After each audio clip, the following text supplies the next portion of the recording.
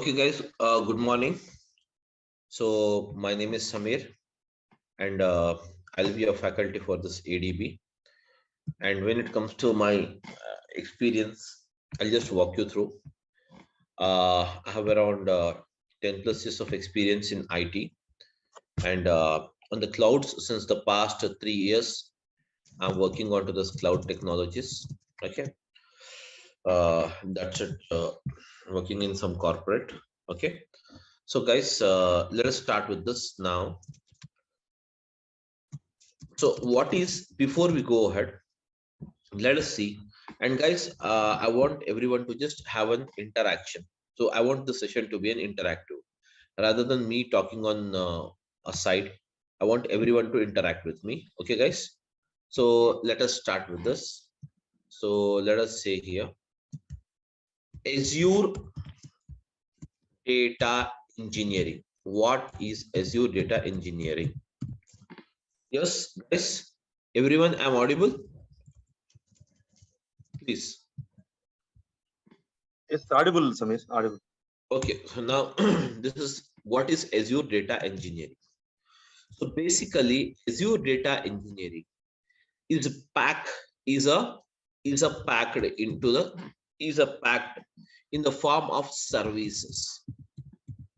In the form of what is that? Services. Azure Data Engineering is packed in the form of what? Services. The following are the various services provided for various operations in the that is nothing but in the Azure Data Engineering. So the following are the services. Let us see what is a first one. What is it? You have it. We have the first one here as a Azure is Azure Databricks. Azure Databricks. And then we have the next one after this. We have the Azure Data Factory. And apart from this, we have the next service that is called as Azure Synapse. Azure Synapse. And next one after this, many services are there, but I'm listing few of them. Okay, so we have the Azure Artificial Intelligence, AI, or else we can also refer it as a ML, that is called as machine learning. Okay, so these all are the services packed into this Azure Data Engineering. That means all end-to-end solutions for the data. That is nothing but data engineering means end-to-end solution for the data. So now, guys, what is this Azure Data that is Azure Databricks is used, and what is the purpose of it? So, guys, this service called Azure Databricks is provided by the Microsoft to perform the job of ETL. So, guys, what is this ETL? Where ETL stands for what? Extraction, transformation,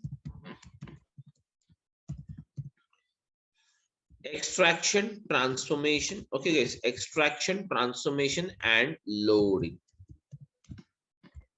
So the Azure Databricks is provided for Azure Databricks is a service provided by the Microsoft, within the Azure Data Engineering for the purpose of extraction, transformation, and loading. Guys, this extraction, transformation, and loading, what it is? Let us try to understand this first. So guys, this extraction, transformation, and loading is nothing but it is a process. It is a process where, guys, it is a process where data is summarized. Where the data is summarized. Where the data is summarized. Where the data is, what is that? Summarized. And this summarized data is used for decision making. this summarized data is used for what? Decision making. So whereas what is this process of extraction, transformation, and loading? So this process of, guys, extraction, transformation, and loading, this process of extraction, transformation, and loading basically consists of, requires the following. What is that? Source, that means what? Source, and the next one, it requires as a target. Source and the target. Now guys, what is a source and what is a target?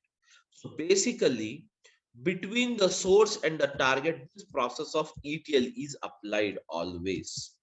Okay, irrespective of whatever the thing service we use it. Generally, I'm talking about the ETL. That is nothing but ETL is the process where the data, guys, ETL is the process. ETL is a process where the data is summarized. Okay, so what is the source? What is this target? Let us try to understand this, guys. Source is a place where we get the raw data. Source is a place where we get, what is that, guys? Raw data. And whereas this raw data is extracted as per the requirement in the process of extraction. This raw data is extracted as per the requirement in the process of extraction. And once the extraction means what? Picking up the data. Whereas after this process of extraction is done, the process of transformation is implemented.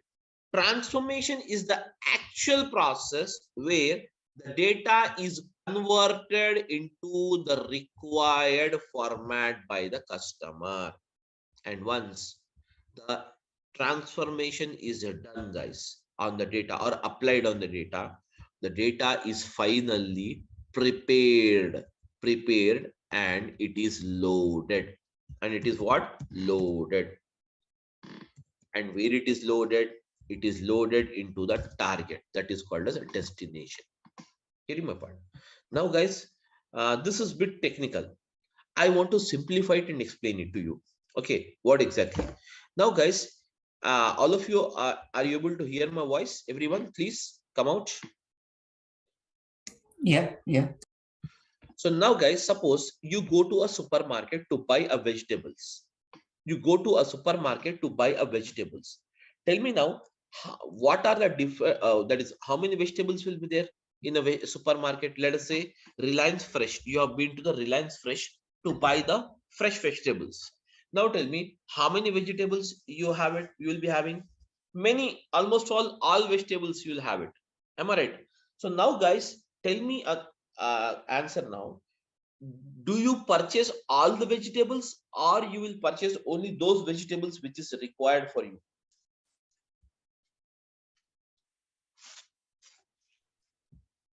Yes, my question is that you have been to a supermarket. Yes, guys, you have been to supermarket and that is more supermarket, or you have been to a that is Reliance Fresh, where you can find many vegetables. Are you going to purchase all the vegetables or some of the vegetables? Only required vegetables will purchase. Required. That means before leaving, you will decide what curry has to be cooked. What curry has to be cooked. Based on that curry, you're going to buy the vegetables. Am I right? Some 2-3 vegetables. So now what you're doing is, suppose you have been to a supermarket and picked up some 5 vegetables out of some 100 vegetables are there. Different varieties of 100 vegetables are there. Out of those 100 vegetables, you are purchasing only 5 vegetables. Why those 5? Because that is required for the cooking process. You want to cook only those 5. Am I right? You're picked up. What you will do, once you pick up, you'll put it into your basket, bill it off, everything is done. Now you will come home. Now tell me, what is the form of vegetables now? It's raw form. Yes, exactly. Very good. So the vegetables in the raw form. So now guys, what you will do, you have to eat those vegetables. as we are human, so we require to eat those vegetables, but we need to cook it. Am I right? Cook it. So what you will do, you will cut the vegetables, chop the vegetables, everything you will do it, and then you will put it on a, that is nothing but they will put it on a stove, and ultimately from the raw farm, all the five vegetables you will pour it in one that is nothing but bowl, and you will cook it. You will cook it. That means you're converting this raw form of vegetables into cooked format. Am I right or not? Are you changing the form of vegetables or not for eating purpose? Yes, guys. Yes. Yeah, you have converted. Ultimately, the vegetables are cooked. The vegetables are cooked. Now the curry is ready. So that means what you're doing, you have bought the raw vegetables. You have first of all picked up the vegetables. You have been to the supermarket and picked up the vegetables. And once you have picked up the vegetables, what you are doing, you bought them home and cut it off and chopped it. And once the chopping, everything is done, you are changing the form of those vegetables from the raw form to what is that? Cooked form, as per our requirement. Ultimately, once the vegetables is cooked and ready, then what you will do? Finally, you will eat. That is nothing but called as what? Loading. Same way, guys, picking up the vegetables, picking up the vegetables from multiple 100 vegetables are there, but you are picking up only 5 vegetables. And those vegetables, picking up the process of vegetables from the supermarket is called as what? Extraction. It is called as the process of what? Extraction. Whereas the extraction is done, then what you are doing? Transform. That means you're getting them home and chopping them, cutting them, and putting them into the bowl to cook, and ultimately cooking those vegetables. That means you are converting the raw vegetables to what is that? Cooked format in the form of a curry. Am I right or not? Ultimately, once that is called as a process of what? Cooking is the process of transforming. Cooking is the process of what? Transforming. Ultimately, once the transformation is done, finally your destination is what? Your destination is the curry. So curry, you will eat it. That's it. That is nothing but finally the process of loading is nothing but cooking. That's nothing but eating the same. So hence, this is actually you have the process in what? Extraction, transformation, and loading. That's it, guys. Nothing else. There is no technicality. There is no something is, where you need to worry about how the things will move on. All these things, you need not worry about this. Simply extraction, transformation, and loading is the process. Extraction, transformation, and loading is the process of converting the picking up the required data, and transforming the data as per the requirement, and ultimately transformed data, you will load it into the target. Okay. So guys, is it clear for everyone what is ETL actually? Yes, guys, I want an answer, ma, please. Huh? Yeah, yes, Yeah. Okay. So before we see some examples on how actually this process has taken place, let us try to understand few more things here, then we'll come back to this. Let us try to understand first of all, what is a cloud, what is a clouds, and what is an on-premises. Then we'll come back to this. Okay. So first of all, let us try to understand what is cloud. So now, guys, because what is it you have it? Azure data engineering is a cloud-based engineering, cloud-based data engineering. Am I right? So now, guys, I wanted to explain you, or let us try to understand first of all, guys, what is a clouds and what is an on-premises. Let us try to understand first of all what is a cloud basically. Okay. So, guys, when it comes to this cloud, okay, just forget about this cloud. I'll just give you an example for this.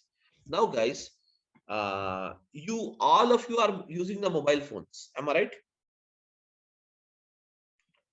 All of you are using the mobile phones or not, guys? Yes.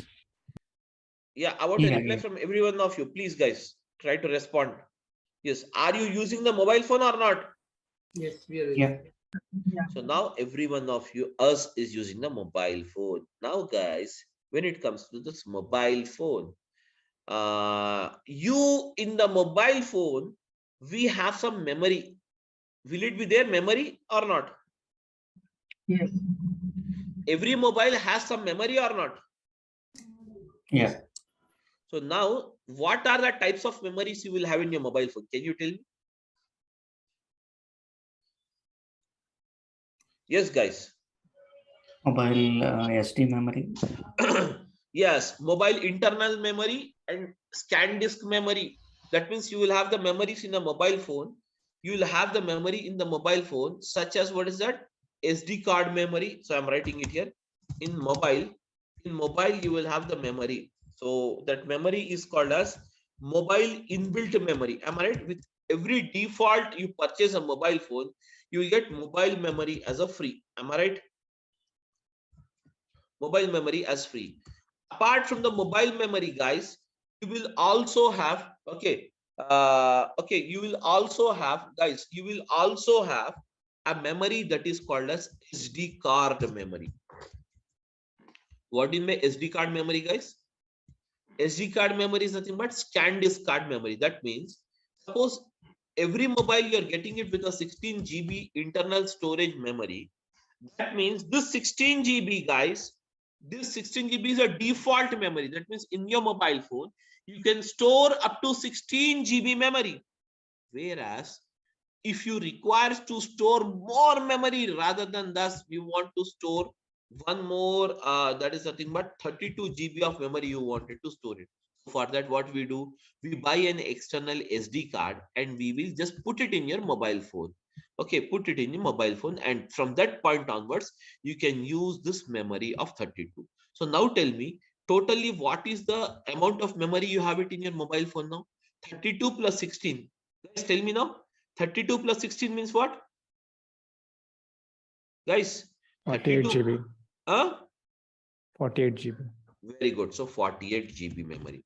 Totally, you can store up to 48 GB memory now in your mobile phone along with SD card. Now, the question is that now the further I have some more videos and photos, etc., which is amounting to around 100 GB.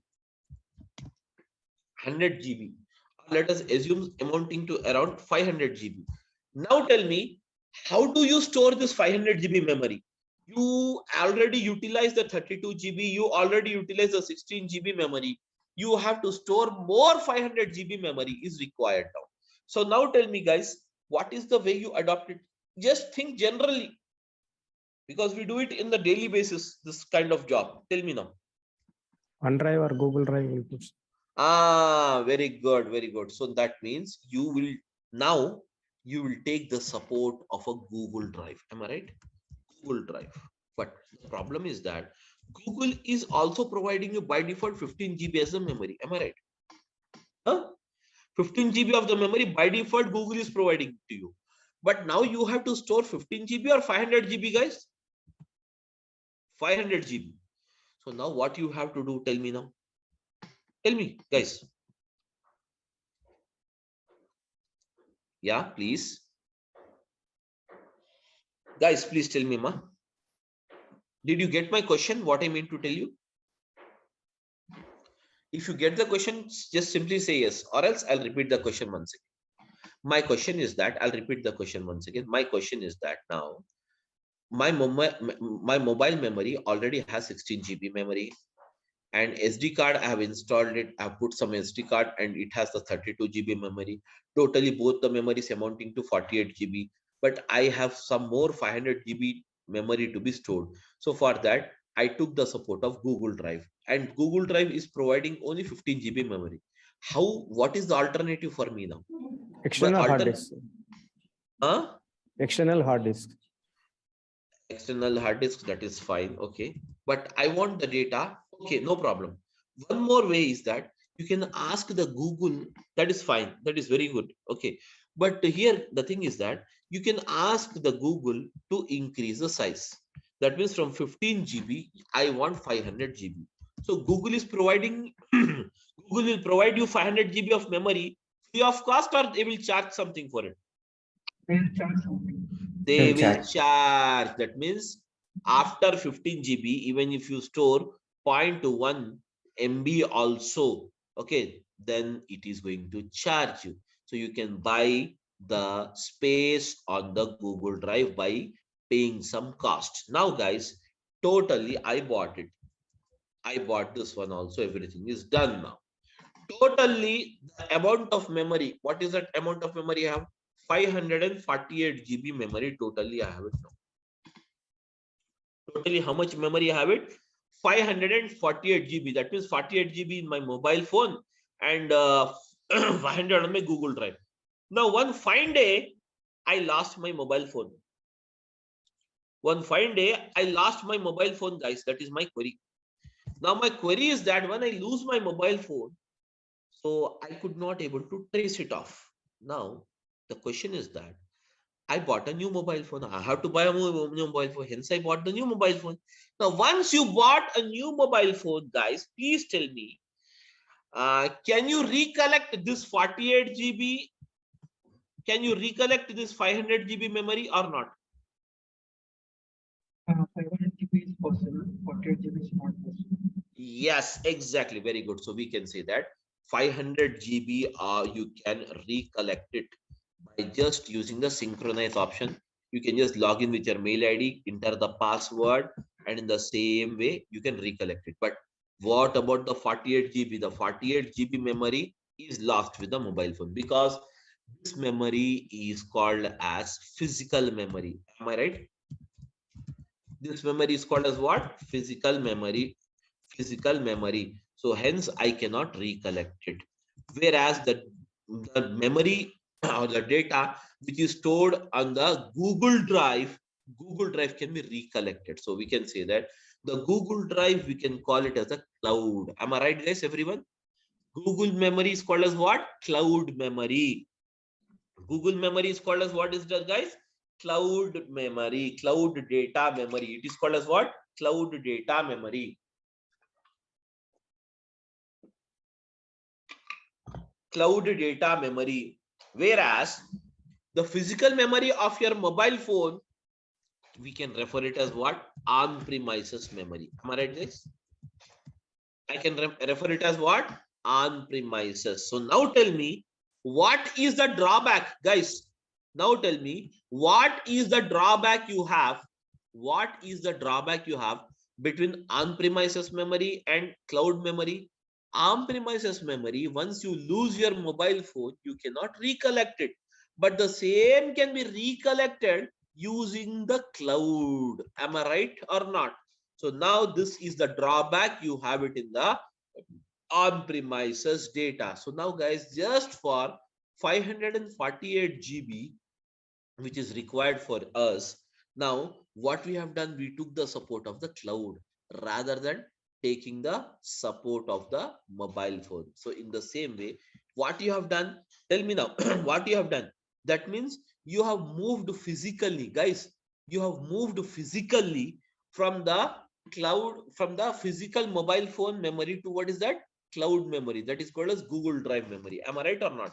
So nowadays, every one of us storing the data in mobile phone inbuilt memory, or we are storing it data into the Google Drive, guys? Tell me now. Huh? Google Drive. Most of us, every time, we will store the data in the Google Drive. Am I right, everyone? So why do you store the data in the Google Drive? Tell me now. Can recover. Yes, can recover it. Suppose tomorrow you have traveled to other country, suppose United States of America, and did not take your mobile phone now. Now what happened is, as you did not take your mobile phone and you are there finally into this some United States of America. So can you get this Google Drive memory resaved to your mobile phone in even after reaching the USA? Tell me now, guys. Yeah. Of course, that means the access is possible even irrespective of the location. So we can say that we can access this data which is stored in the Google Drive from anywhere in the world.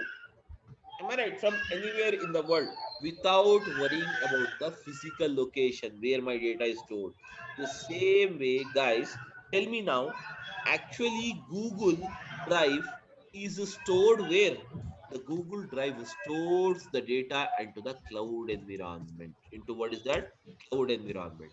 So cloud environment is what? Ultimately, cloud environment is nothing but ultimately it stores the data physically into the data centers. Every cloud provider has the data centers. And now in these data centers, the entire physical data will be stored. In this data centers, the physical data will be stored. Am I right, guys, everyone? Okay. Uh, somebody just put it yourself in mute mode. I think there is no issues from my end. Yeah, guys. Okay, now fine now. So now I think the voice is background voice is not there. It's fine now. Okay, guys. There is no disturbance now. I think from the background. Please say yes. Yeah, it's fine now. So now, guys. Now, so in the same way, guys. Here you have a cloud and on-premises. Cloud means what?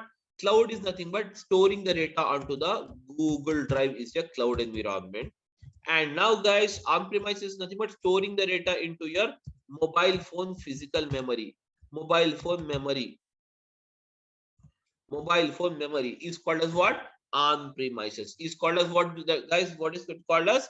On-premises. Am I right, guys? So now, guys, as we are an individual, still we wanted to save the data. Still we wanted to move it from the physical memory to what? Google Drive memory.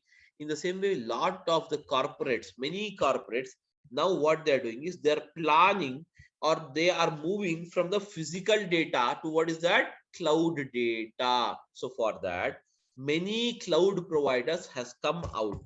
Many cloud providers has come out to provide the support for it. So for that, the following are the cloud providers we have it. What is that? The first one is called as what? Azure. Azure is a cloud provider from Microsoft. So Microsoft, what it is doing is it is marketing their product, the cloud product. It is marketing its cloud product with a name called what? Azure. Okay. And then we have what is that? The next one provider as what? Amazon, or we can say AWS. AWS is from what? Yes, Amazon Web Service. Amazon Web Service. And the third one, what is that you have it? Google, GCP. So we have the GCP, which stands for what? Google Cloud Platform.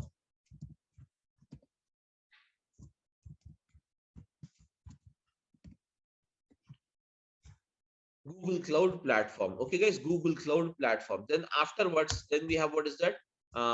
Alibaba. This is a China-based, okay, that is cloud provider. And now then we have what is that? We have the SAP Cloud. SAP Cloud. Likewise, then you have even the SAP Cloud is there, Oracle Cloud is there, etc., etc., etc. These are all the cloud providers. But whereas the market leader is the two or three, first three are the market leaders. And number one is the Azure. Number one is the Azure in providing the cloud services. So now, guys, these cloud services are basically classified or divided into three categories. These cloud services are basically classified or divided into three categories. What is that? First one is called as what? EAS. EAS means what, guys? EAS stands for what? Infrastructure.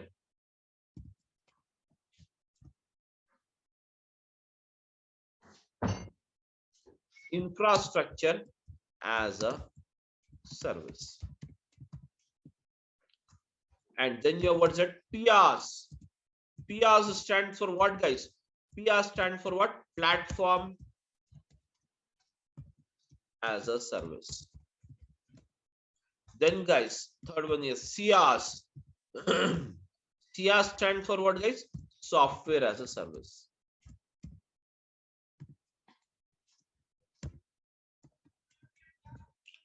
Software as a service. Guys, these are the three different services provided by the cloud providers. That means IaaS as a service, PaaS as a service, and CaaS as a service.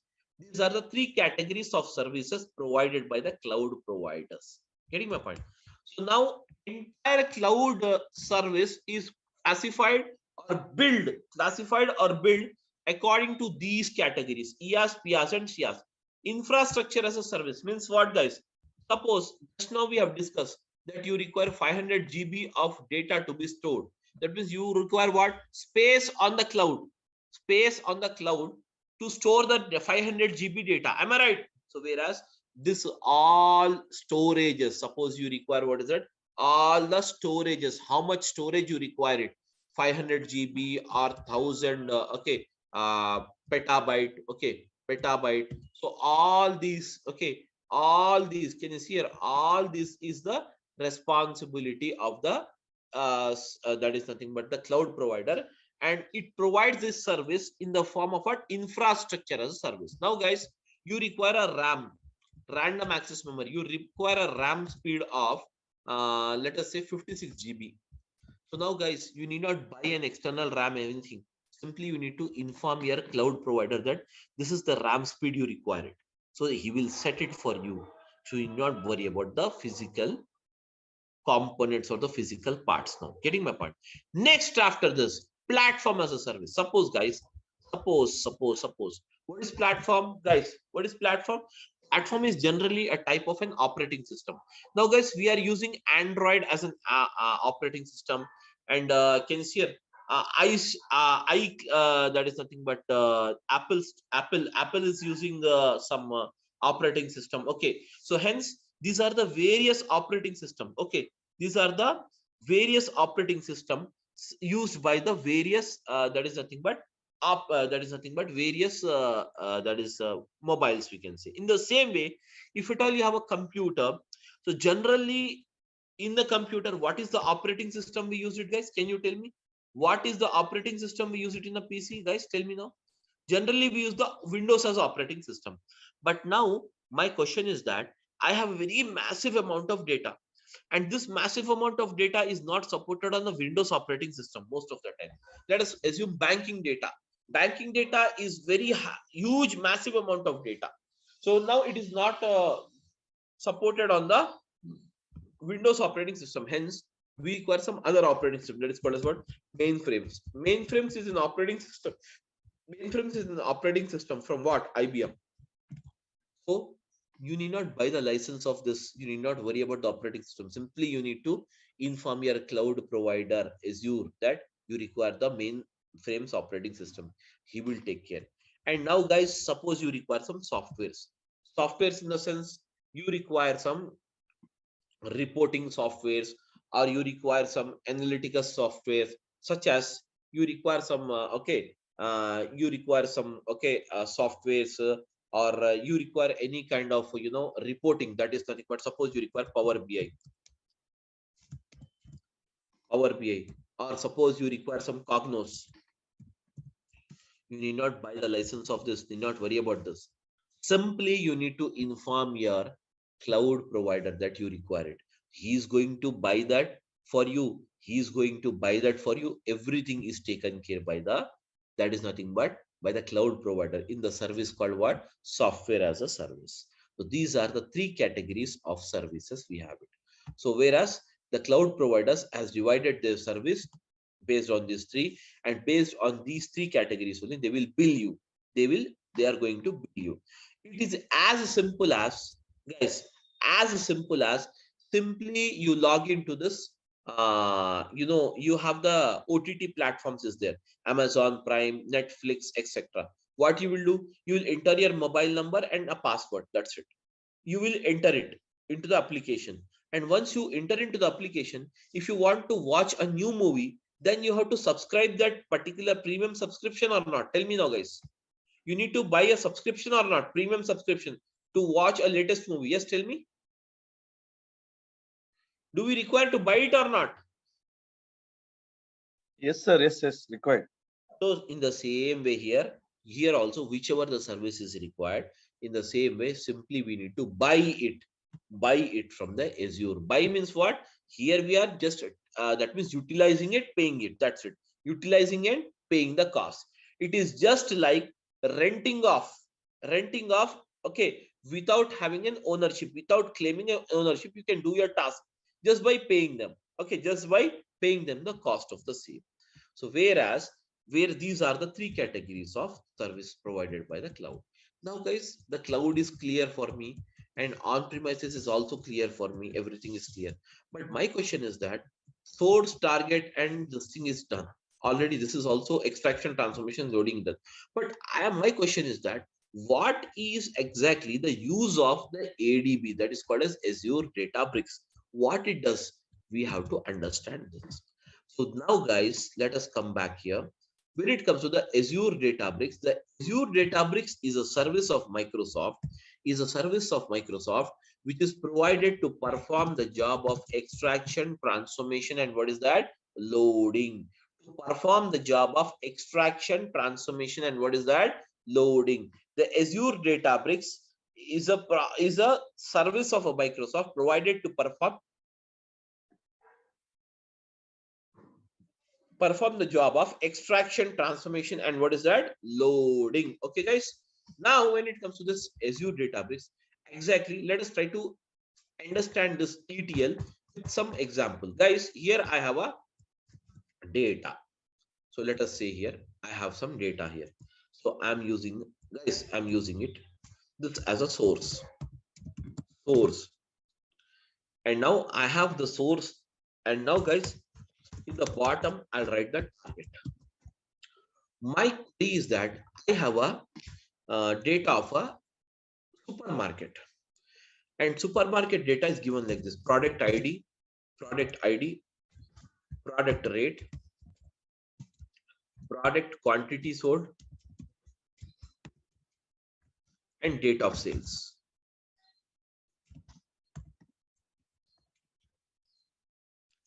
Now guys, some this you can see here.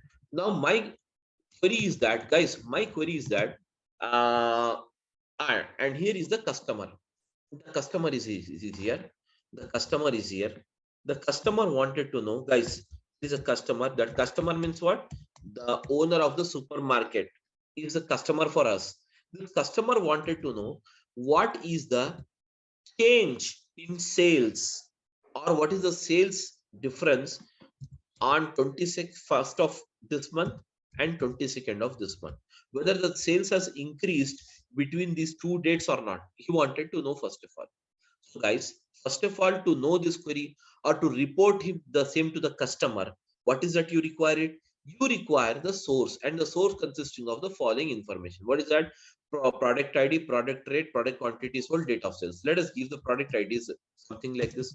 Product rate, let us give it as 100 rupees, and the quantity sold is 10, and then you have a date of sales. Date of sale is 21, guys, 21/11/2022. And then you have the product something like this, okay, product ID, and the rate is 200, and the quantity sold is 05, and now the date of sales is 21/11/2022. And then I have something like this. So I have 500 02, and now guys I have 21/11/2022. Now guys, this is the thing we have it. First day, that means what? 21st data is already recorded. Do we have 22nd data? No, we will write the 22nd data. So as you wanted to write the 22nd data, simply what I will do is I'll copy this information and I'll paste it here. Okay, that's it guys. Let us see it here how to make it. So simply copy this information and I'm pasting it the same information. But now what I will do is, instead of this, I will make it as 200, rate is 200, and here I'll make it as rate as 300, and here I'll make the rate as 1000. That's it. Okay, just now guys, product quantity sold as it is, but I'm changing the date here. What's the date? 22, 22, and now guys 22, 22. Now guys, here you have it. Now tell me now, as you have this 2 days data, tell me now, the 2 days data is here or not, guys? Now to tell me, is there any difference in the sales? Is there any difference in the sales from 21st to 22nd? Can you tell me, guys? Yes, different is there, sir. Different is there. Difference is there. How can you say? How can you say? Just by looking into the data. Am I right or not? Just by Yes, looking yes. into the data, yeah, just by looking into the data, you can say there is a difference. Why you are able to say? Because you have only how many records are there, guys? Totally 6 records. Very simple, small data. You can look it here and decide it. Am I right or not, everyone? Huh? Yes, sir. Yes. Yeah. Yes, yes. If you have massive amount of data, can you look onto the data and decide it or not? Suppose each table having yes. some 1 lakh records, can you decide it by looking into the records? No, not possible. Not possible. So for that, here we use the technique. What is that? ETL. Let us see how the ETL is applied here. Extraction. ETL stands for what? Extraction. Extraction. Extraction. Let us see how the extraction is done here. The first process of extraction is that where you have to pick up. Where you have to pick up. Do we require the product ID to find out the net sales amount of the day? Do you require the product ID, guys? Not required. Not required. Do you require the product rate? Yes, required. Required. Quantity sold? Required. Date of sales? Required. So now, guys, I'm picking up these 3 columns. Picking up these 3 columns is the process of what is that? It is the process of extraction. It is the process of what? Extraction. Now the columns are picked up. Now, guys, next comes transformation. Picking up is done. Transformation.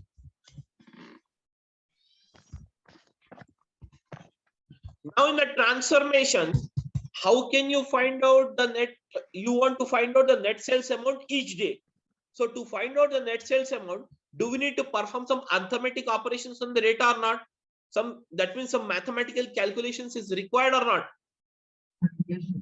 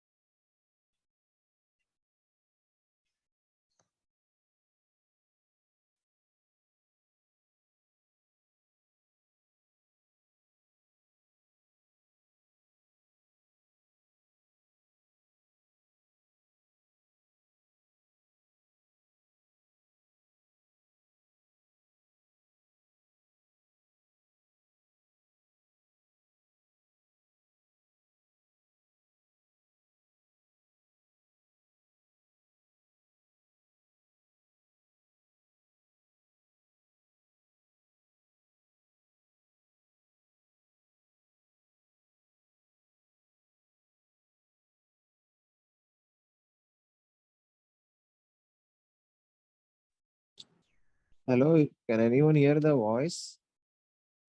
Yes, yes. Sir, screen is not visible. Actually, he's left for his left. Maybe he's facing network issue. Okay, okay. Shamil is not there.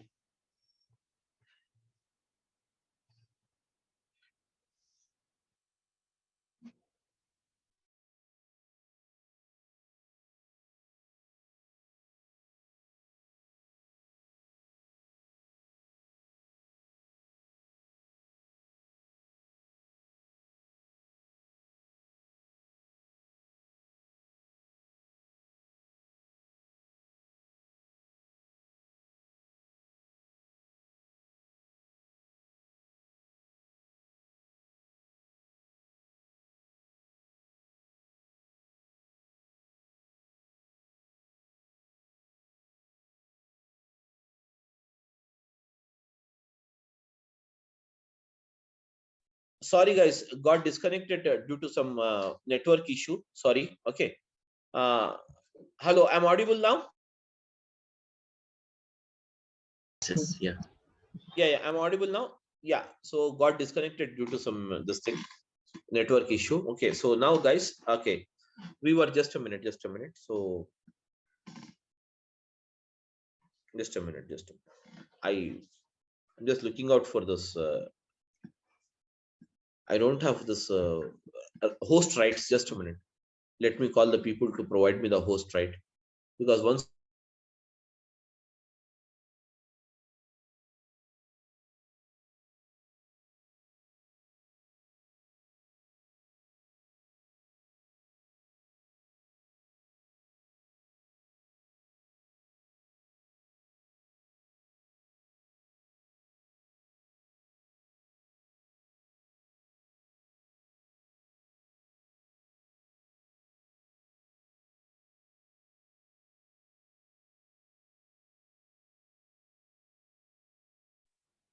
Because you can provide a host rights to Shami. Might be what is the host.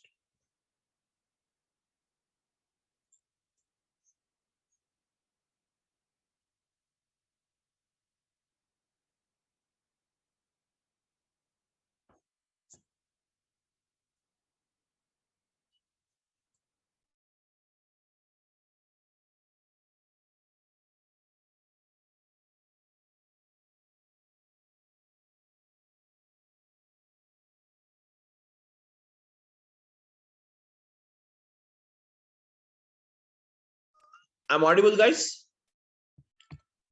Please tell me, I'm audible. Yes. Now, guys, see here. So we have what is that? We were discussing about the calculations. 100 into 10 is what is 1000.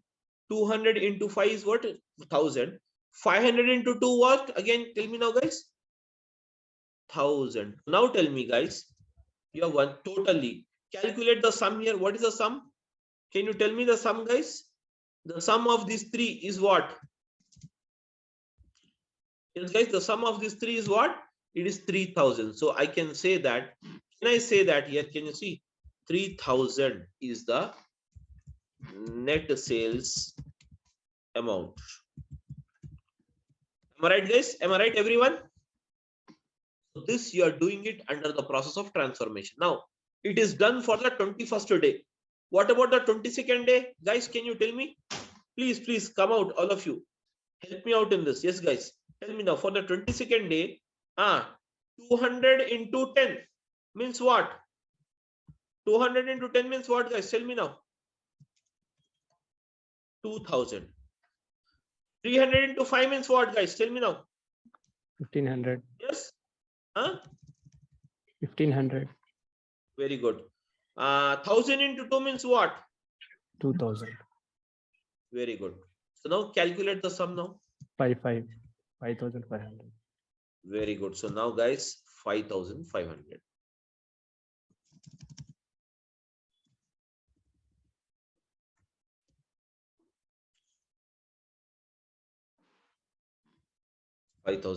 Now, guys, this is the net sales amount. Now, guys, this process is called as a transformation process.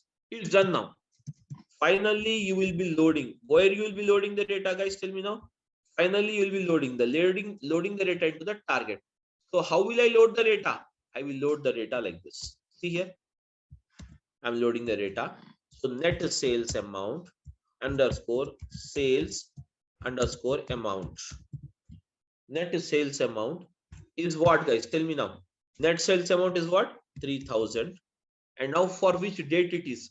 So I'm declaring one more column here. Oh yes, that is date of sales. Date of sales is, I'm using it as 21/11/2022. And then we have, what is that, guys? Tell me now. 5500, and it is on 22nd/11/2022. Now, guys, this particular thing, that is nothing but called as output. Now, can you see here? This entire thing, what you have done, guys? Can you see this entire thing? What we have done? We have transformed this much data. Can you see here? This much data of two tables I have transformed into one table and in the summarized manner. So this data, you can report it to the customer, stating that this is the difference of sales between 21st and 22nd day of November 2022. Am I right, guys? Everyone? This process is called as the process of what? Extraction, transformation, and loading. And this is done by using the Azure Databricks here. By using what is that? Azure Databricks. It is done by the process called what? Using the service called what? Azure Databricks, where extraction, transformation, and loading of data is done by the Azure Databricks. Clear, all of you now? Now, as a part of this course, guys, we are going to see this Azure Databricks. Okay, Azure Databricks, and the total duration of this course will be 60 hours. Okay, 60 hours, but it will be, we are quoting it as 60, but it will go beyond the 60 hours because we have many live scenarios we are going to look into. Okay, and that's the thing we have it. And we are going to start the classes from tomorrow, the same 10 o'clock in the morning. Okay, guys, 10:15 in the morning. That's the timings we have it. 10:15 to around 11:30. Every day you will have 1 hour 15 minutes class, 1 hour to 1 hour 15 minutes class. And next, after this, guys, when it comes to this, the classes after this, even the resume planning and everything will be given to you as a support. Okay, and contents brochure, you can check it. Okay, Azure Data Factory and Azure Databricks both are used for the same process, but Azure Databricks, here you can use the it is called as CUI that is called as character user interface, where you need to use different languages: Python, Scala, R, and SQL. These are the 4 languages used in the bricks, Azure Databricks. Whereas in the Azure Data Factory, it is totally a menu driven. It is totally a menu driven. Both performs the same job. Both performs the same job, but this is a menu driven, and this is a that is nothing but the code based. You have it. Okay, so that's it about this thing.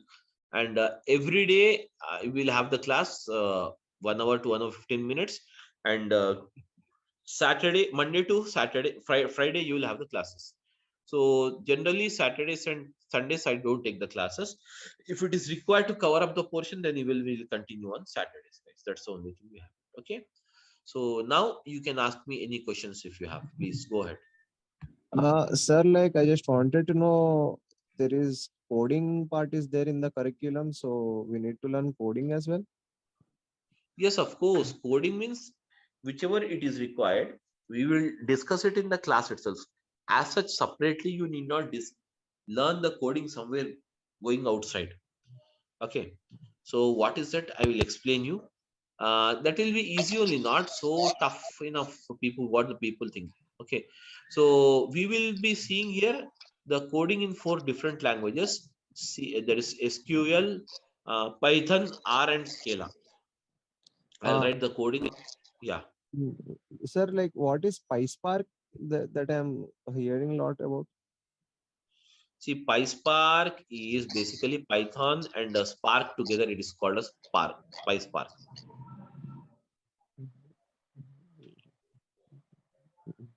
PySpark. Okay.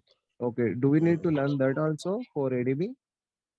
Yes, of course. I will teach you that PySpark also. I'll teach. Okay. Okay. Okay. Thanks, sir.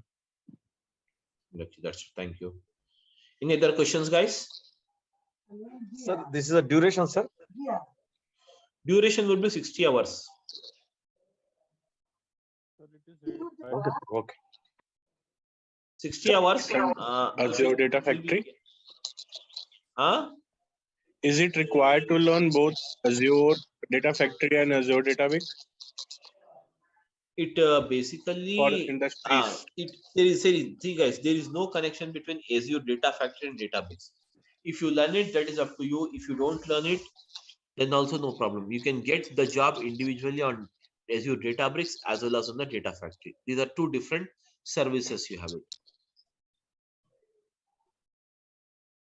Okay. Sir, if there any deployment process are you explaining, sir? Deployment processing. Yes, of course, deployment process we will see now anyways.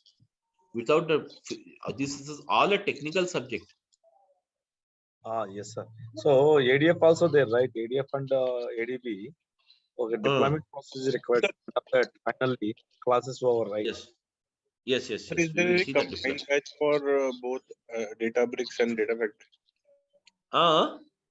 Is there any combined batch? I mean, See, you will have data factory batch is morning 7 a.m. started today itself along with you. And Databricks is this time. Combined batches means these are two different services.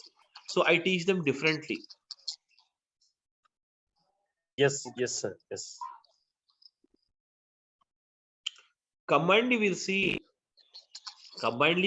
a type of a project anyways. A case study you can say, not exactly the project, case study I can see.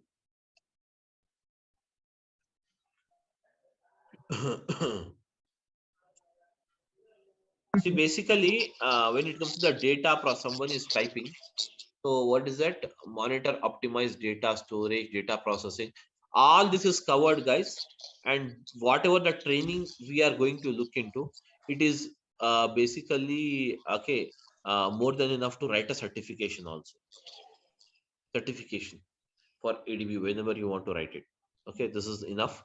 So as a part of even the that is nothing but everyday videos will be provided to you.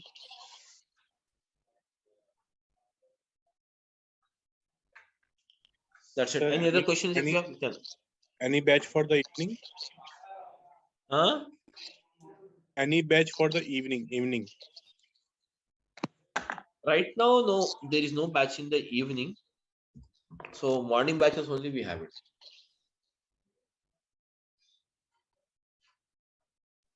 It's there, one batch is there, but it's already started 12 to 14 days back, it has started already. Yeah, 12 classes is already done with that. Samit sir, ADB and ADF both are providing Azure, right? Microsoft. What is the main difference between ADB and ADF? Basically, the ADF, what they're using is, if there is a project in where you are going to use the ADF and ADB both, the ADF is used for data ingestion process. Up to only data ingestion process only, the ADF they're using it. Further, after the data ingestion of the data, ingestion, that means insertion of the data. Okay, once the data is inserted, the data picking up the data from there and preparing or moving the data into Delta Lake and then performing the visualization. For all this process, we are using the ADB only.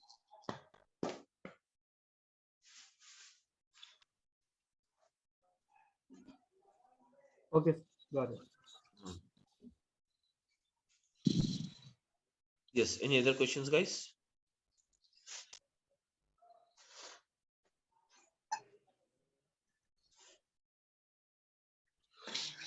Okay, Sir, that's it, guys. Any specific software we have to download for this? No software is required. No software is required. No licenses is required.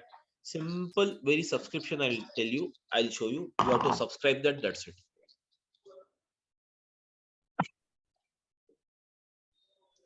No software, no piracy, nothing is there. No piracy, Yeah, no but it is asking some card, yeah, credit card number asking. yeah, credit card, obviously. That is for free subscription. It will take you, it will charge some 2 rupees from a credit card.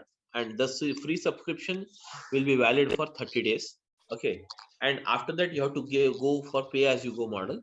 That pay as you go model will not cost you if you based on your usage only. It is just like pay as you go means it will not charge you more than 700 to 800 for an individual. So okay, because we are working on, because we are working on a type of an organization. Then even I'm taking multiple batches.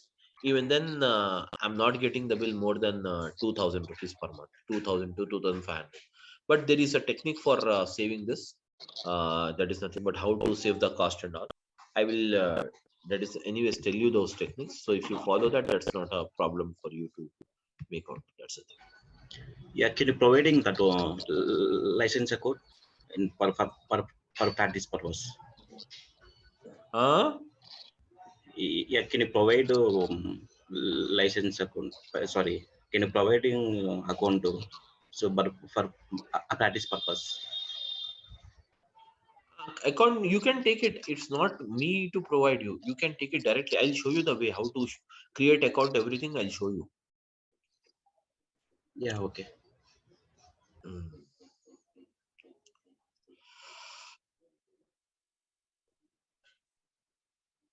Okay, guys, any other questions?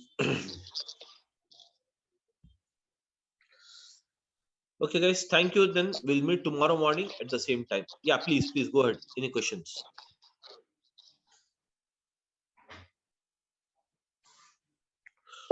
Okay, sir. Bye. Okay. Thank you, guys. We'll meet tomorrow. 10:15. Okay. Thank you, everyone. Thank you. Yeah, thank you. Bye.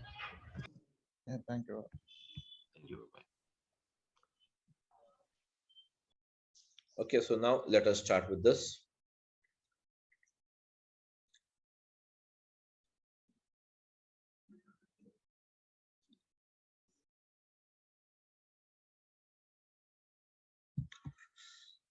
Okay, guys, so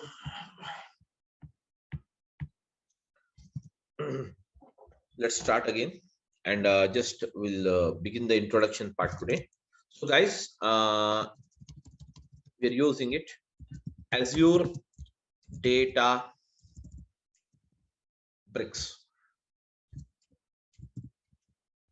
Okay, we're using the Azure Databricks. So basically, what is Azure Databricks? Guys, the Azure Databricks is nothing but it is a cloud-based service. Cloud-based service provided by Microsoft. It is a cloud-based service, guys. It is a cloud-based service provided by Microsoft. So Azure Databricks is a cloud-based service provided by Microsoft. It is a cloud-based service provided by Microsoft to perform the job of ETL. So now, guys, what do you mean by ETL? Guys, the ETL stands for, yes, the ETL stands for, already I told you yesterday, ETL stands for what? Extraction. Yes, extraction, transformation,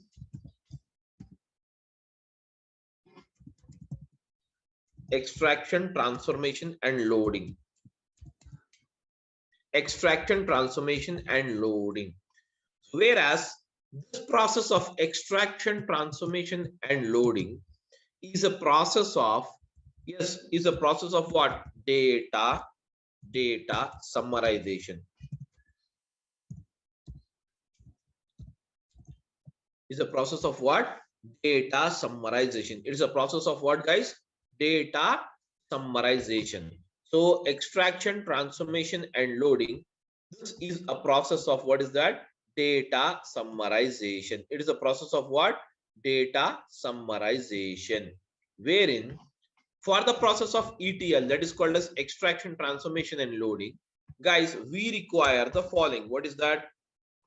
We require the source. First of all, source means what? The source of data. Source, guys, source. And then we require, what is it? The another one as a target. We require the first thing as a source and the second thing as a target. So now, guys, when it comes to the source, what do you mean by source? Okay, guys, what is the source of income? The place from where we get the money is called a source of income. In the same way, a place where that is nothing but the source from where you get the data is called as what? Source of data. Source is nothing but actually it is, guys. Source is nothing but what? Actually it is. Yes, guys. Source is nothing but actually it is. Okay. Actually, it is the source of data. That is a place from where we get the data is called as what? Source of data. Okay, guys. A place from where we get the data is called as what? Source of data. So I'm using source of data. Yes, guys, source of data. So now, guys, tell me now the source of data. So according to you, what are the sources which are available from where we get the data, guys? Tell me now. What might be the sources from where you get the data? Now, guys, for example, now you're typing or you're recording some information of your expense, house expense. So where do you write your house expense generally?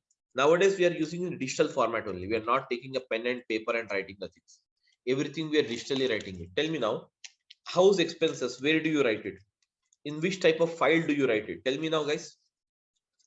This much is the earning for this month, and this much is the expenditure you have incurred. You have to write all these things. So tell me now, how do you write it, guys? In which file you use it, or where you write it in the computer? Can you tell me, guys? Somebody? Guys, am I audible?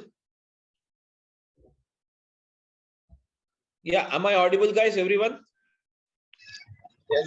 Yes, you are audible. So you're understanding what I mean to tell you? Guys, you're understanding what I mean to tell you? My question is that, suppose you have to write your household expenses. Not let us go into the broad scale. We'll just go to at our place. You want to write a household expenses. Where do you write this information? That is income, expenditure. You have to write it. What type of thing you use it? Are you going to use in Excel file, guys, or not? Yes. So that is nothing but basically your house affairs, or your that is nothing but house expenses and income. You're going to write in an Excel sheet, but ultimately that is what? That is nothing but the data. That is nothing but what is that? Data. So we can say, what is that? Source of data is nothing but the place from where we get the data is called as what? Source of data. A place from where we get the data is called as what? Source of data. So we can get the data from what is that? Following files. We can get the data. Okay, files. What type of files, guys? Okay, but ultimately the files will also receive the data from what? Ultimately business. See, we all are working for the business or not? Even though you are working as a data engineer, that means you are working for a business or not? Tell me now, guys. Yes, everyone, you're working for the business. Am I right, everyone? Just give me a Yes. second. Just give me a second. I'll back.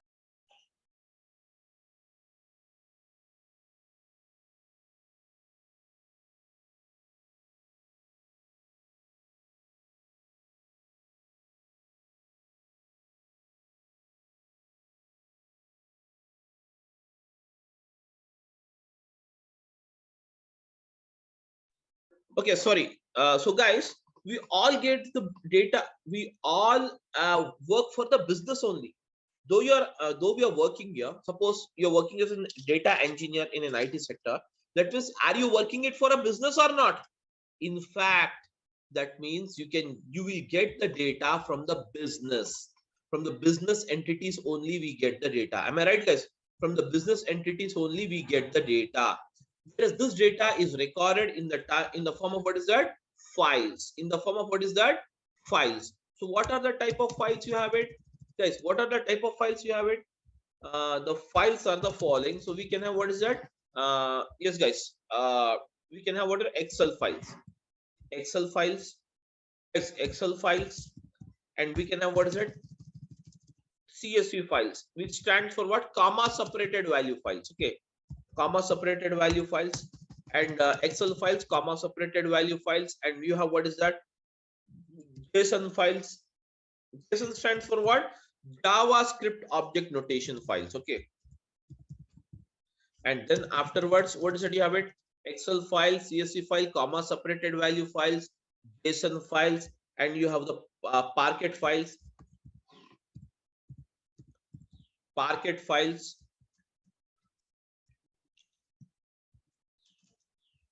You have the Parquet files. Okay, guys. You have the Parquet files, and then you can have what? Avro files.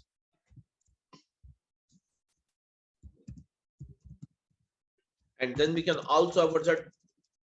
ORC files, various type of files. That means we get the data ultimately from the business, and this business will be recorded in the type in the form of what? Files. Excel files, comma separated value files, JSON files, Parquet file, Avro files, ORC files. Anyways, you don't worry about the files. Once we get into the subject, I will explain you about each and every file. You don't worry now. Okay. So this is nothing but the data we get it. From where? From these files, what we do from these files, guys. From these files, we get the data. From these files, guys. From these files, okay. From these files, we get the data.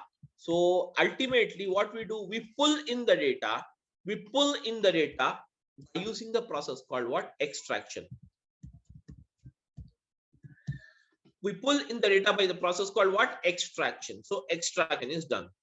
And now, guys, this extraction is done by what? By using the ADB.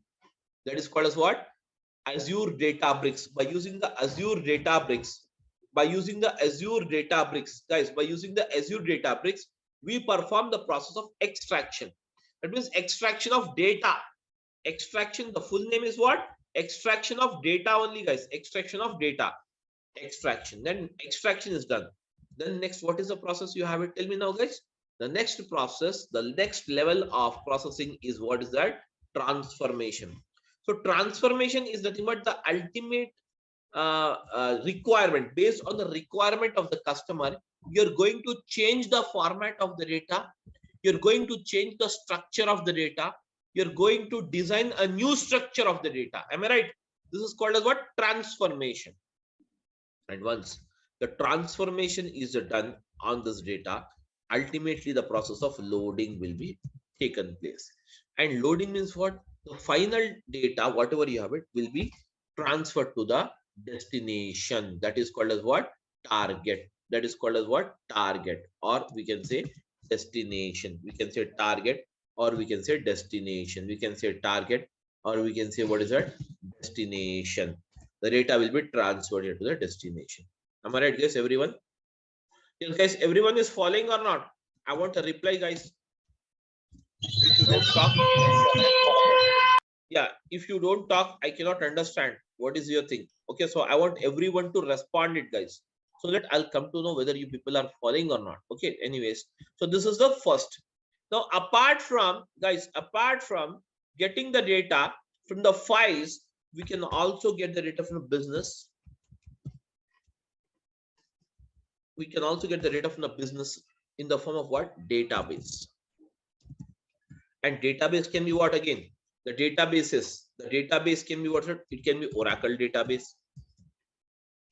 It can be the SQL Server database. Okay, it can be any type of database you have it. Whereas this kind of database, can you see here? This kind of database, when you receive the data, we can say that we have received the data from OLTP system. We have received the data from what is that? OLTP system. What do you mean OLTP? OLTP stands for online transaction process. Online transaction process. That is called as what? OLTP system. Okay, OLTP system. You will receive the data. Getting my point? You will receive the data from what? OLTP system. So now, guys, ultimately from this database, what we do, we pull in again the same process. We pull in the data by using the process of what, guys? Same process we perform it. Extraction will be done. That means using the ADB, we extract the data. We extract the data. And once the data is extracted, then what we do, guys? We perform the transformation on the data. We perform what is that? Transformation. Transformation is the actual process of data summarization or loading the data as per the requirement of the client. So now, guys, loading will be done. And finally, once the loading is done, guys, finally, once the loading is done, the loading will be done. Okay, the loading will be done into the destination. That means this is the destination.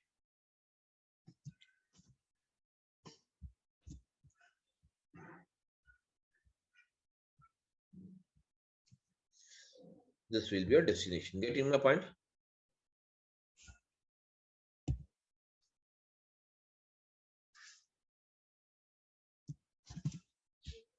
Now guys, destination.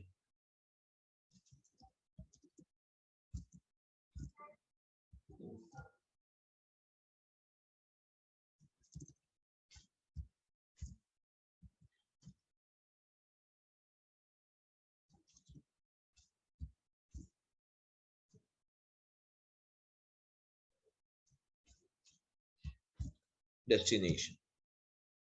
I'm linking up just to show you guys, these all will reach the destination like this. Finally, the data reaches the destination. Target is nothing but guys, it is called as what? Destination. Destination. Okay, now next one. Apart from this, guys, apart from getting the data from the businesses from the data into the databases or into the files, we can also get the data. Everyone, we can also get the data, guys. We can also get the data from another way. It's called as what? From the business only, because we all working for business. We get the data, business data only. So we get the data in the form of what? Live streaming data. Live streaming data, such as, guys, live streaming data means what, guys? Stock market data, live streaming data. Suppose that is India versus Pakistan match is going on, you will get the live streaming. Am I right or not? Yes, guys, that is all called as what? Live streaming data. Even the live streaming data we pull in here as it is, the live streaming data also we pull in here in as it is, and this process is called as what? The process of, again, extraction. We perform the extraction on this data. So can you see here, we perform the extraction on this data, and once the extraction is done, then what happens? Again, the process of transformation will become. So what is the process of transformation? Transformation is the actual process of, yes guys, transformation is the actual process of what? Data summarization. Transformation is the actual process of what? Data summarization. And once the data summarization is done, guys, finally what we do? We load the data into the target. We load the data into the target, guys. Okay. So now this all data, whatever you have it, that is source data, destination data, or whatever the data you have it, finally will be recorded into the target. That is called as sync system. In Azure, it is also called as what? The destination is also called as what? Sync system. Sync. This is also called as what? Sync system, guys. Okay. It is also called as what? Sync system. Sync system. Okay. So now can you see here? This is how we get the data here. Ultimately, we get the data from what? Various sources. Ultimately, we get the data from what? Various sources. And from these various sources, what we do? We extract the data, we transform the data, and we load the data into the target. Everyone. Okay. So this, all this can see extraction, transformation, and loading will be done by using the service, guys. This is a service. ADB is one service. ADB is one service, guys.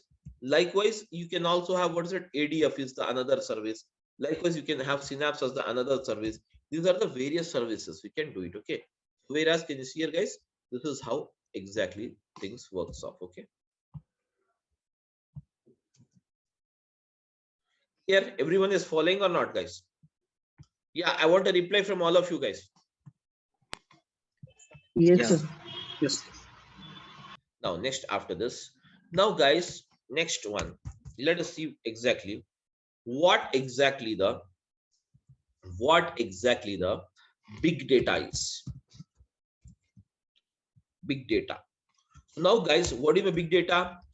Big data is nothing but whatever the data you're getting, this data, this is called as big data only. The data from the business, whatever you're getting, that is called as big data. So just understand, big data means not a very great concept, something, you know, where you need to get confused. It's not like that. Big data, just split it, guys. Split it. Big means what? Huge, na? Huge or massive, you can say. Data means what? Information. So we can say that huge information. You can say, what is that? Huge information, massive information, huge information, or massive information. Huge information or massive information is called as what? Big data. Big data. okay, where you have a massive amount of information, is called as what? Big data. Ultimately, we get the big data from what is it? All these businesses only. But what is that business? What are the sources you can see? Let us see for that. Actually, types of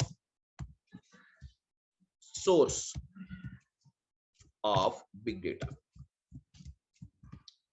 Now, guys, types of sources of big data, types of sources of, okay, types of sources of big data.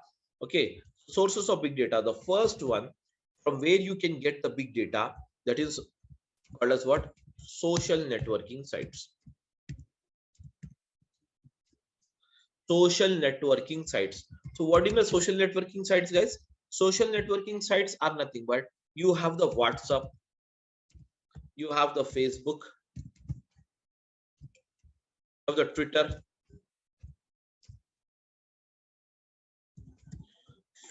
WhatsApp, Facebook. Okay, guys, WhatsApp, Facebook, Twitter. Then you also have what's that? LinkedIn. Then afterwards, you also have what's that? Instagram. All this Insta and all these are what? These are all called as what? Social networking sites.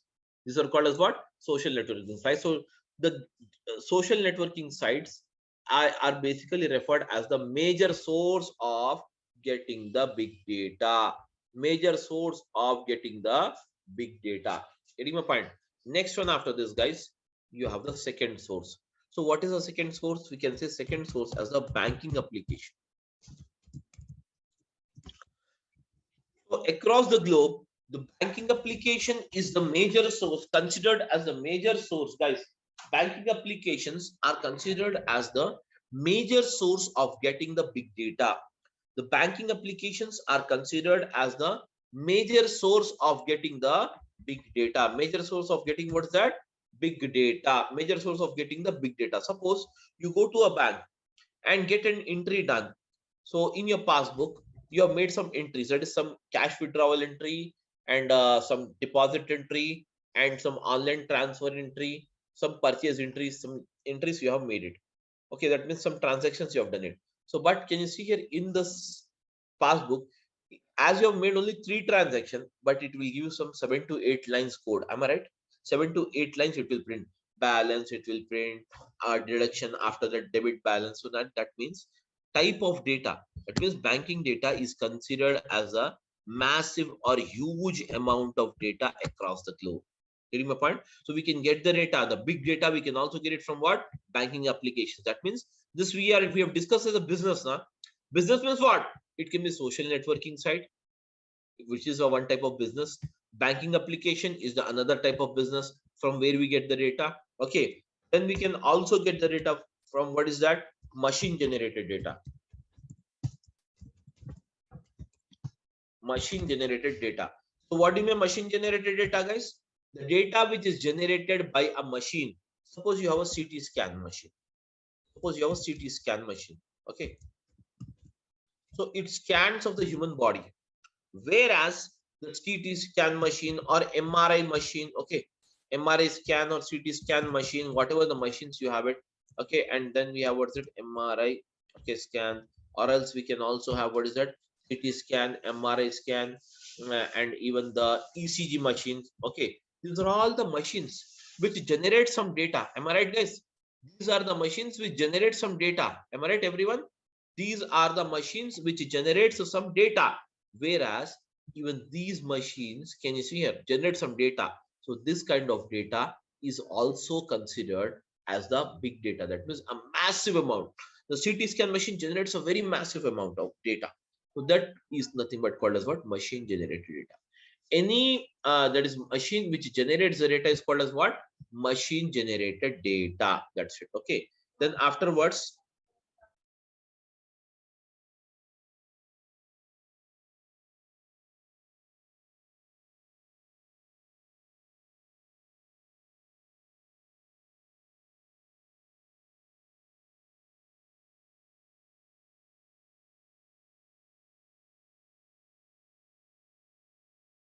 guys, just a minute, 1 minute.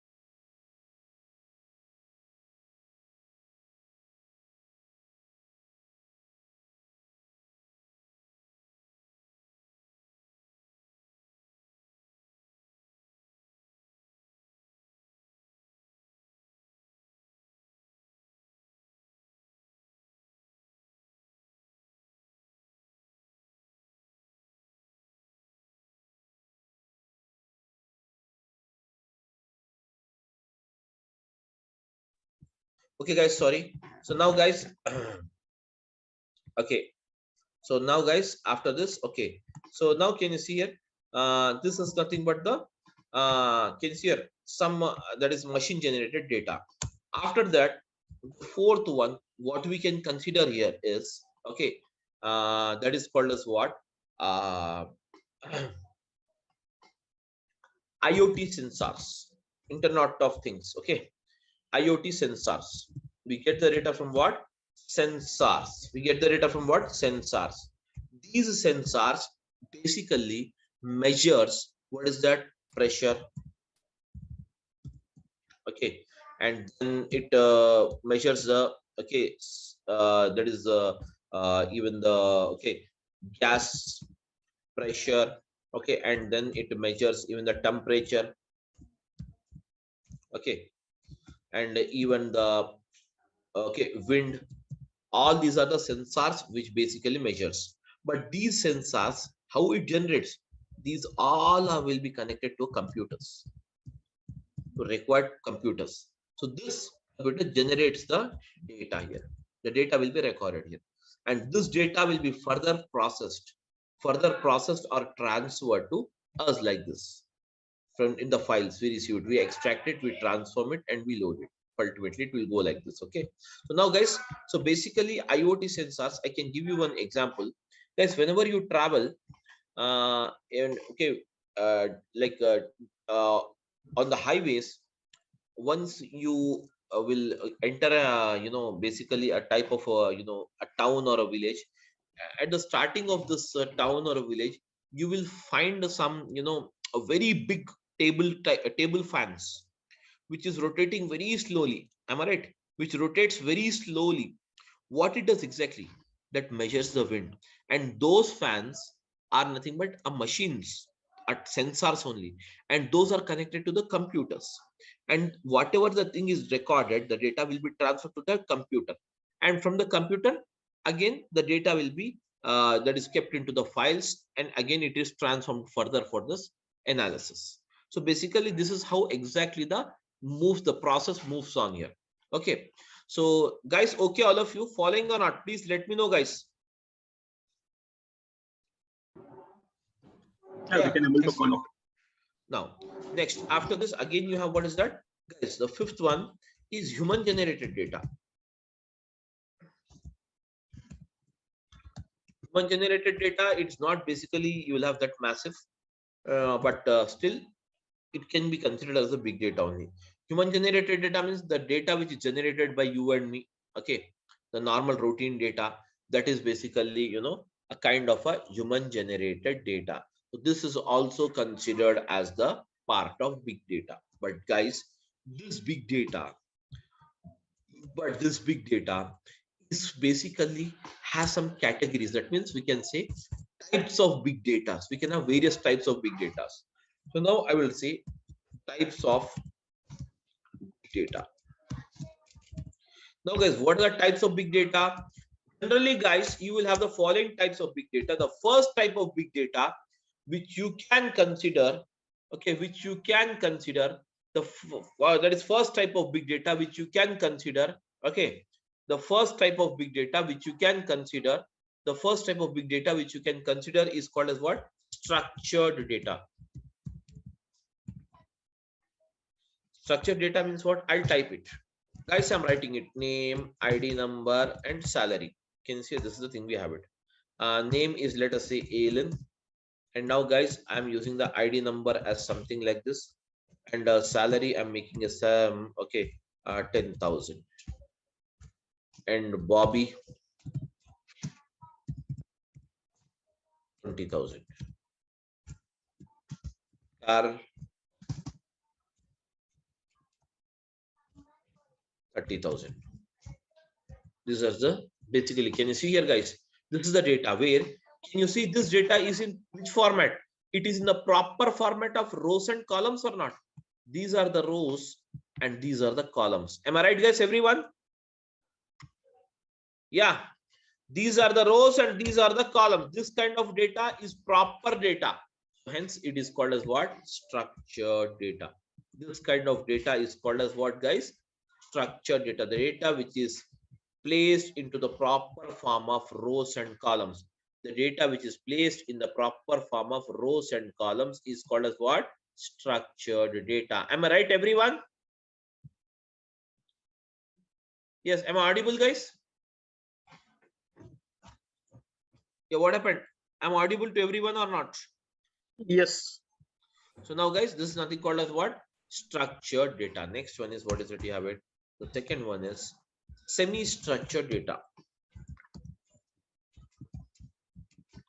Semi-structured data means what? This data is purely not structured as well as not unstructured. It is semi-structured. You will have some semi-structure, such as you have the data into what's that? JSON files. For example, I'll give you the JSON file, how the JSON file looks like and how the data will move. The data in the JSON file will be given in the curly braces. Now, if at all I'm writing the first, I'm calling defining this data into JSON format, how the data will be. Let us see it here. Name under the quotes, double quotes, and use the colon, ALN. Now, guys, use a comma. After this, use it again. ID.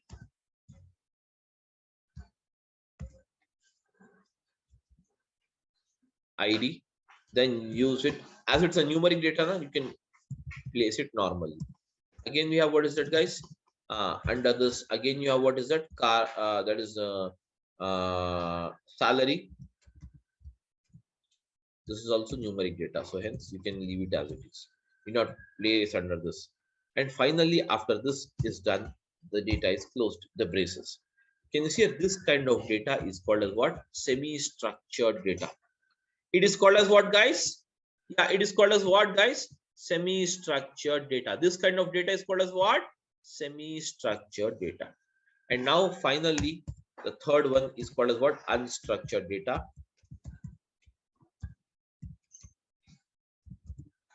Unstructured data is nothing but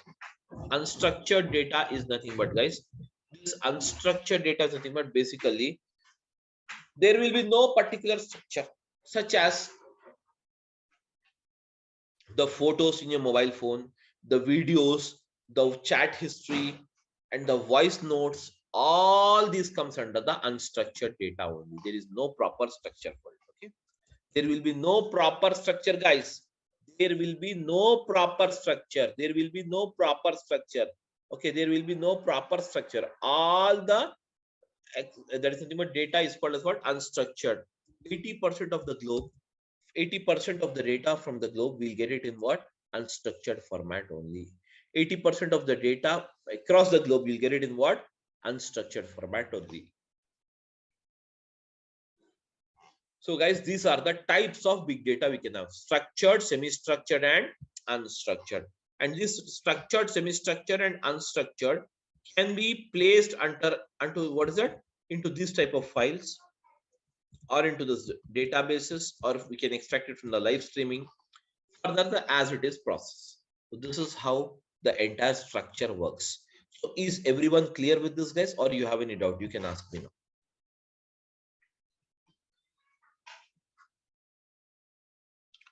Yes, guys, tell me.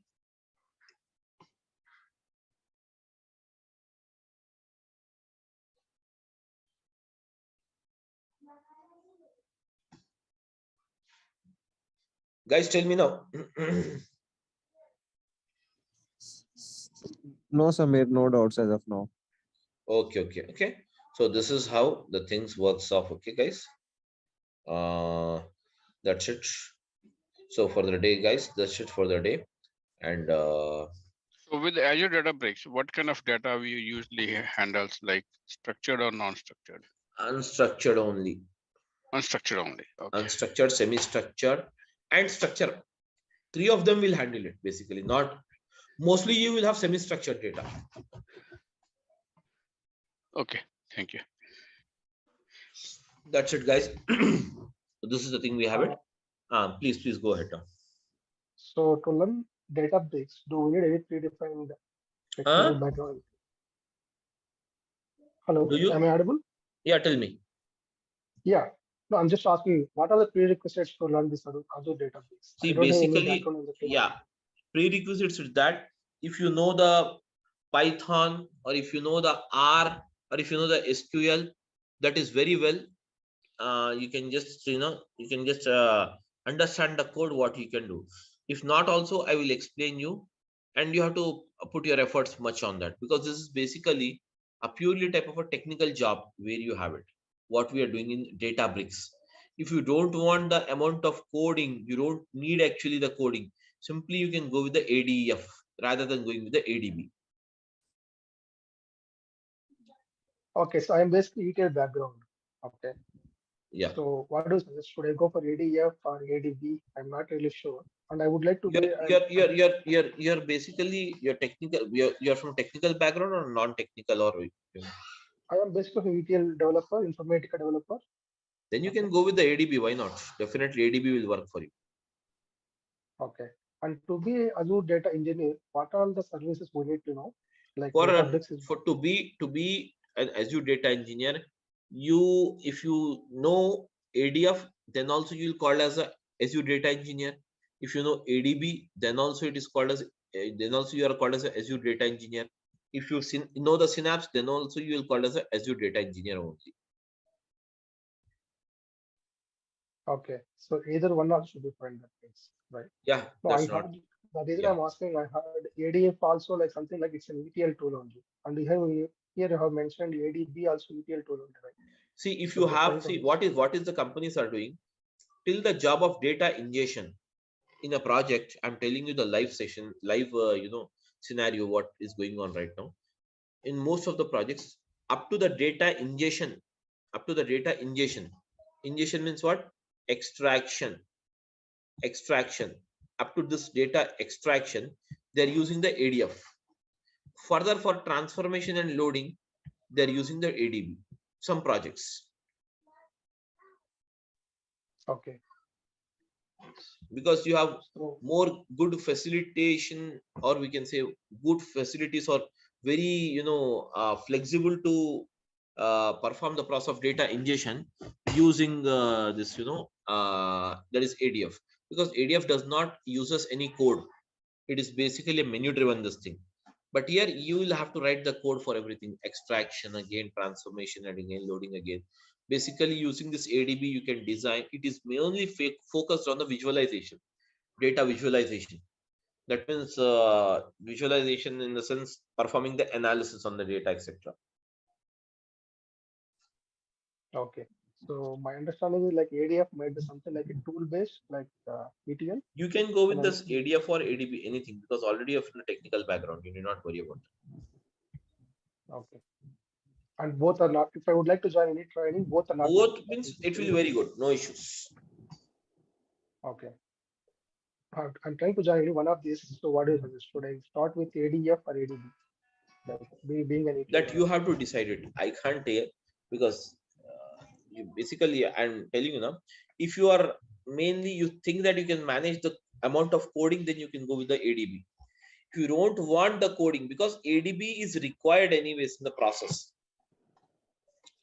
One time in one situation, you can do the job without ADF also, but ADB is very mandatory to have it mostly. So just how it's better to have ADB knowledge. You can just decide it. That's not a problem. Okay. Yeah, I got it. Thank you. That's it. Thank you, guys. Thank you, everyone. Any other questions? Sir, may I know what is Synapse used for? Synapse is totally a visualization process. It is basically called as a data warehouse of Azure. Synapse. Okay. So data visualization, analysis. I told you now, analysis, data visualization, all analysis from this part. Once the data is loaded into that sync system, from here the data is picked up. And now we use a technique called OLAP, online analytical process. And using this artificial intelligence or machine learnings, all this we apply it further on this data. Whereas can you see here the machine learning, artificial intelligence, or machine learning or artificial intelligence, all this is the part of what is it we have it. The Synapse performs this type of job, more focusing on the visualization of the data. So, sir, like I just wanted to know, ADF and ADB are enough to crack a job in the current market scenario? More than enough, more than enough. Synapse, see, in this particular course, we are covering Synapse. We are covering integration with even the Snowflake. I'm covering integration with even the Amazon Web Services. Integration with all various things I'm using up here. So, anyways, you will not have anything where you need not do that. So you can do it very well. That's not a problem. Okay, so sir, ADF and ADB are enough, right? Yeah, that's more than ADF is enough. ADB individually is also enough. ADF and ADB combination, okay, if you have that, it's very good. If not, it's not like that. If you know ADF, you don't get the job. Definitely will get the job, even if you know the ADF or not, or the ADB. That's not a thing.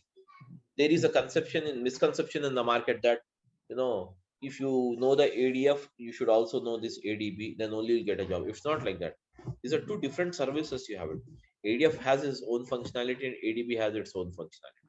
Okay. The only thing is just the market is a bit low, so worried, that's all. Market is obviously in this November and December, the market will be low. Okay. Always again, it will pick up after January 15th. Okay. That Thank is you, the sir. every year issue you will have it in IT sector. Okay. Whether you go with the training or whether you go for real-time jobs searching, everything. But the slang will be like that. See, every batch I'll be having 50 to 60 students, but this November and December I have a less amount of students. That Okay. obvious.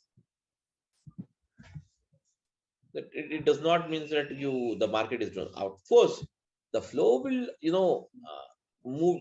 It will slow down automatically. It will pick up because right now most of the times even in the US this ending of the year, so everyone will be prepared for Easter and everything, Christmas.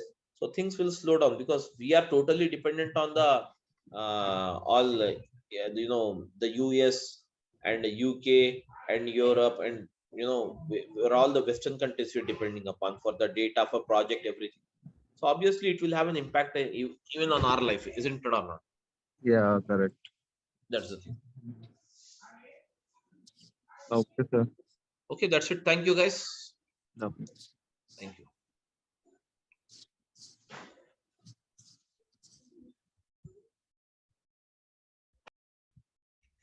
Yes, am I audible, guys? Yes, sir. Good morning. Okay, so let us start now. So Azure Databricks. Okay, guys, Azure Databricks.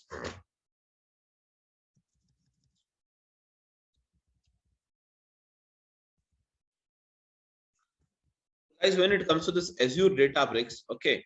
So as already you know that what is Azure Databricks? Azure Databricks is Azure Databricks is a service. It is a service, guys. Everyone, Azure Databricks is a service which is used to perform the job of, guys. What is that? Azure Databricks is a service. Okay, Azure Databricks is a service which is used to perform.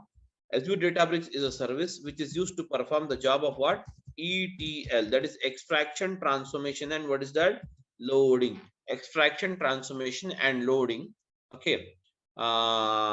Between what is that? Clouds. Between the clouds and on-premises. Clouds and what is that? On-premises. Between the clouds and what is that? On-premises. Okay, guys. So now between the clouds and on-premises. So here, okay, guys. So when it comes to this ETL, so now, guys, ETL is what basically?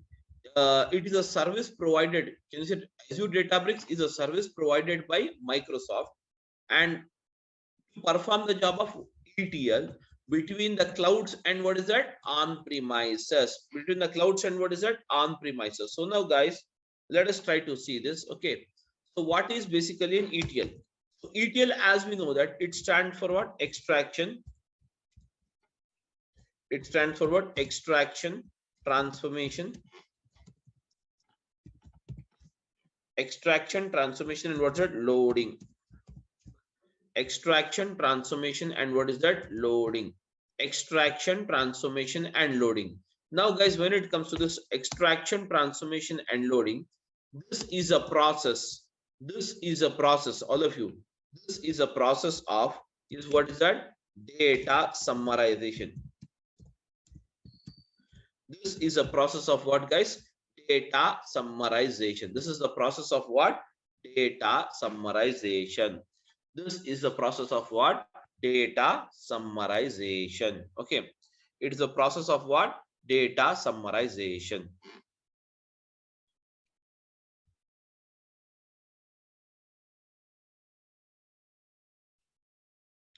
It's a process of what?